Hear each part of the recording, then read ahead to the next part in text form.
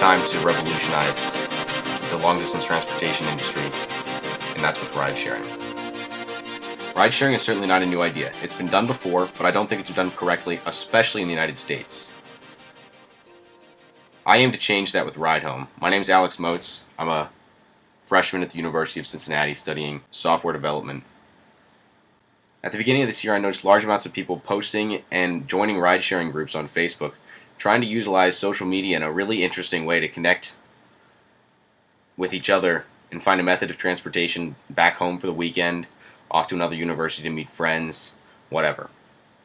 Recognizing that using social media, a form of connectivity intended to share content based on the number of times Facebook happens to deliver your post or your status to someone that happens to be traveling the same direction as where you're intending to go, realizing this is an incredibly rare occurrence, I looked for alternate ride-sharing solutions and had found none, so I took it upon myself to change that. Realizing this is a very inefficient method to ride share, I looked for alternate solutions and found none, so I took it upon myself to create one. I researched why past ride-sharing platforms were unsuccessful, and the biggest problem I found was that they were targeting the wrong market.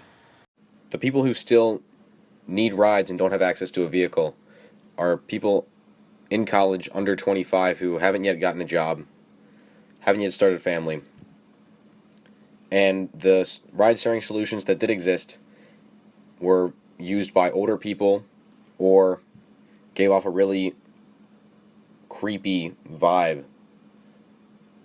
So creating a feeling of safety and knowing that you're around like-minded people and people similar in age really allows RideHome to target the correct market and stand apart. Ride-sharing has been incredibly successful in Europe. The cities are much closer together. Nobody wants to own cars due to the high population density. They don't have anywhere to park them. So they rely a lot on public transportation, and recently with the dawn of the internet, ride-sharing as a means to travel from city to city. My mission for RideHome is to connect students in college and redefine the way people travel long distances. Much like how easy it is to find a table for dinner or check the show times at the movie theater. Remember what I said about Europe and how the cities are much closer together? Take a look at the United States if we were to break it up, pretending that cities are actually universities. This is a map of all the universities in the United States. 36,000 schools. So now if we pretend that we're going to travel between schools and not between cities, the distance becomes a lot shorter.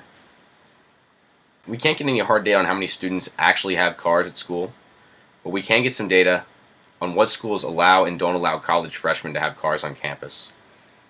So I did some data mining and put together a list of 65 schools in the United States that don't allow freshman students to have cars on campus, or cars at all for some universities, to get a rough estimate of how many people are stranded and are unable to travel. So if we take a closer look at the northeastern portion of the United States, there's much more universities here, so we're going to pretend we're going to cut down on this map to kind of filter some of our data out.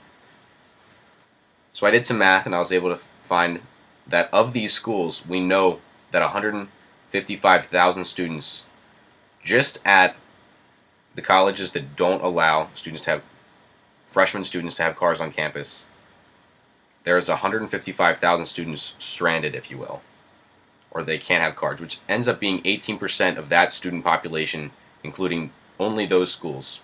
There's a total of 24 million students enrolled in college campuses all across the United States currently. Most likely the students above 25 already have jobs, already have cars, they're trying to go back to school and get another degree, etc., etc. So we're really focused on the people under 25, which leaves a total population of 13 million students.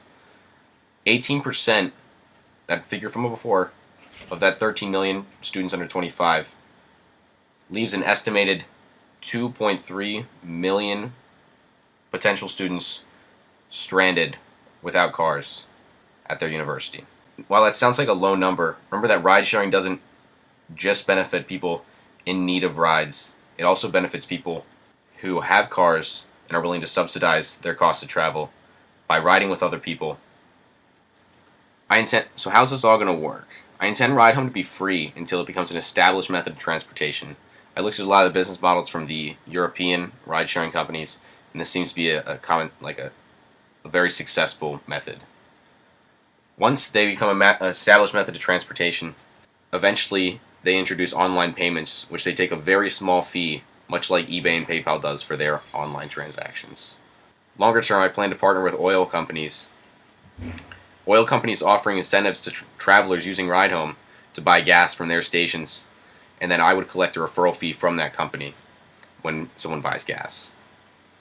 What really kind of bothers me about just technology in general and traveling is that people don't have a method that they can pull out their phone and say, someone's leaving right now to go to Columbus. Well, it'd be kind of cool if I went there for lunch, so I'm gonna say I'm coming with them, and they can come get me. And that really excites me, and that's really what drives me to work on RideHome more and more.